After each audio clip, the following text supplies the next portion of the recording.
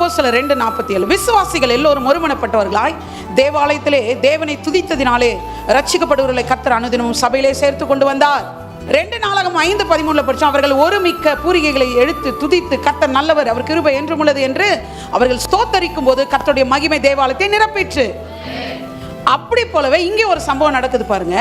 அவர்கள் ஒருமனப்பட்ட corporate anointing. அவன் அல்ல, என்ன வந்திருக்கு? அவர்கள். நம்ம நினைக்கிறோம் என்ன போய் கூட்டமா ஜெபிக்கிறது என்ன இருக்கு, கூட்டமா போய் துதிக்கிறது என்ன இருக்கு? தெரிஞ்சுக்கோங்க, கிறிஸ்தவத்தில் இருக்கிற ஒரு ஆக்டும் பலன் இல்லாம கிடையாது. ஒவ்வொரு ஆக்ஷனுக்கும் நீ இப்படி கையை தூக்குனாலும் அதுக்கு ஒரு பலன் இருக்கு, நீ கையை தட்டினாலும் அதுக்கு ஒரு அர்த்தம் இருக்கு. எத்தனை பேர் இருக்கீங்க? தேவனை துதித்து ஜனங்கள் எல்லோரிடத்திலும் தயவு பெற்றிருந்தார்கள்.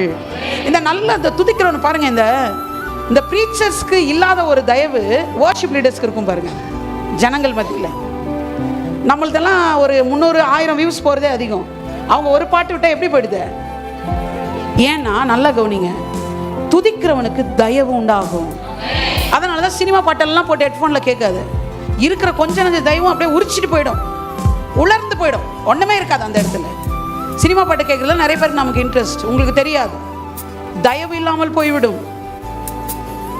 நீங்க வர்ஷிப் சாங்ஸ்ல காட இன்னும் இந்த துதிக்கிறதுல வித்தியாசம் இருக்கு. இந்த கார்ப்பரேட் அனாயிண்டிங் ரிலீஸ் ஆகுறது விசுவாச பாடல்களினால் அல்ல, நல்லா கவனிச்சுக்கோங்க.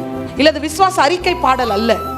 இது என்ன பாடல்னா, அவர் சொல்லி நடக்காததேது அவர் வார்த்தை.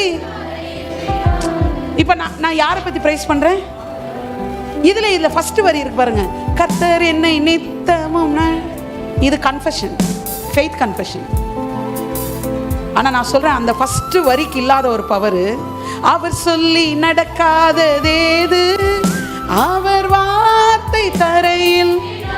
ஏங்க உண்மையில இந்த வரி பாடும்போது நீங்க மோர் பிரசன்ஸை ஃபீல் பண்றீங்களா? ஒய்னா கார்ப்பரேட் அனாயிண்டிங் ரிலீஸ் ஆகுறது ஃபெய்த் கன்ஃபெஷன் சாங்ல இல்ல. 2 நாளாகமம் 5ஆம் அதிகாரத்துல அவங்க எல்லாம் சேர்ந்து விசுவாச அறிக்கை பாடல் பாடல. கர்த்தர் நல்லவர், அவர் கிருபை என்றும் உள்ளது. Are you got it? நான் தான் சொல்றேனே, என்ன நீ விசுவாச பாடலை விட அவரை பத்தி வர்ணிச்சுற பாட்டை பாடிப்பார். அங்க பிரசன்ஸ் மோர் ரிலீசிங் ஆகுது. கார்ப்பரேட் அனாயிண்டிங் கூட ரகசியம் என்ன? கர்த்தரை உயர்த்துவது.